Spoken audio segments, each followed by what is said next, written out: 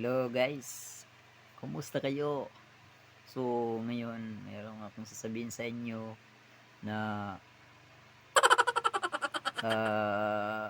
medyo nakakapos ako sa pag-upload ngayon ng aking mga video. Sana maintindihan nyo na hindi ako nakakag-upload ng aking mga video. Sana suportahan kahit kahit hindi ako, kahit minsan-minsan lang ako mag-upload ng aking mga video. So pasensya na kayo guys. Pasensya na din kayo sa aking mga content na hindi nakakatawa sa inyo. Pasensya na kayo guys, pero sa susunod babawi na lang ako. So yan guys, yun lang ang masasabi ko. At yan ganun pa rin yung buhay natin. Huwag tayong maghanap ng away. Kailangan mabuti lang tayo sa ating kapwa kahit mahirap. So kailangan lang natin na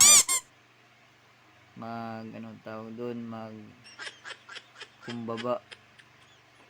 Kung ikaw naman naiinip, ikaw na lang yung magkumbaba. Yun. Kasi sa mga taong hindi marunong magkumbaba ay sila yung mga galit sila. Yung isip nila sasama nilang yung isip nila, masasamang isip. Yung isip nila yung masasama. Yun ang isip nila masasama. Yun guys. So kayo, huwag kayong magagalit. Huwag kayong magagalit guys. Kasi pag nagagalit kayo, nako, malaking gulo yan. Sa inyo, upakan na lang ninyo yan. Oo. Kung gusto nyo upakan na lang ninyo. Huwag kayong magalit, upakan na lang. Oo. Kasi pag hindi niyo upakan yan, nako, hindi yan mawawala yung init ng ulo kundi upakan. Upakan nyo. Yun. Kasi hindi yan mawawala. So guys, yun yung advice ko lang. Huwag kayong magkukuha ng ibang tao. Yun. Kailangan kung nagagalit sa inyo, upakan na lang.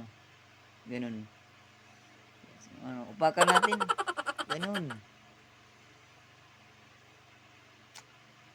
So guys, parang inaantok yata ako guys ngayon. So yan guys. Ito pala guys.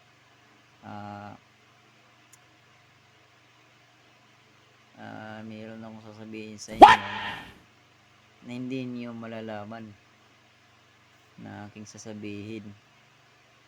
Kasi medyo tayo ngayon, pagod tayo, hindi tayo nakakapokus sa sa salita natin kasi palagi tayong tinatamad kasi laging pagod tayo. So ngayon guys, sana intindihan nyo yung aking mga pananalita na hindi maganda at sa may maganda. So, yan guys, intindihin na lang ninyo guys ha. Hindi marunong magintindi, intindihin nyo na lang. Hindi, yun lang ang masasabi ko, intindihin nyo na lang ako. Kung hindi nakakaintindi sa akin, intindihin na lang ninyo. Kung hindi nakakaintindi, intindihin na lang ninyo. Ha? Guys, yun lang masasabi ko. Kung kaya nyo intindihin niyo ako, intindihin na lang ako ninyo guys ha. Ha? Guys? Okay. So ayan guys, kung kayong naiinip, upakan na lang ninyo. Kung mayroong nagagalit sa inyo, upakan na lang ninyo.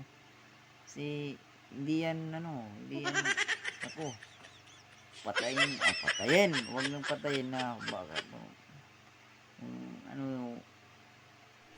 sabihin nyo sa kanya, anong nagagalit kayo sa akin? Bakit ka nagagalit sa akin? Sabihin nyo. Hindi nyo makakayang sabihin, upakan na lang ninyo para masabi mo yung katotohanan ng anong sasabi mo para may labas mo yung sasabihin mo sa kanya. Yun. Yan yung advice ko sa inyo guys ha. Yun. Mabubuti yung advice ko sa inyo ha. Kailangan yung kwan niya. Ano yan? Bigyang pansin yan ha. Kasi mahirap na ngayon. Huwag kayong galit. Naku naman. Advice ko lang sa inyo. Huwag kayong magagalit. Upakan na lang ninyo ha. Huwag kayong magagalit. Upakan na lang ninyo. Kasi hindi nyo upakan, walang mapupuntahan kung hindi nyo upakan na lang. So yan ang advice ko guys. Kung gusto niyo tuhay yung ninyo, magkaayos kayo. Upakan na lang ninyo kung para magkaayos kayo. Ganun lang ang advice ko sa inyo. So yan lang. So maraming salamat sa inyo guys. So ayan, bukas o another day o whatever in a long time ago.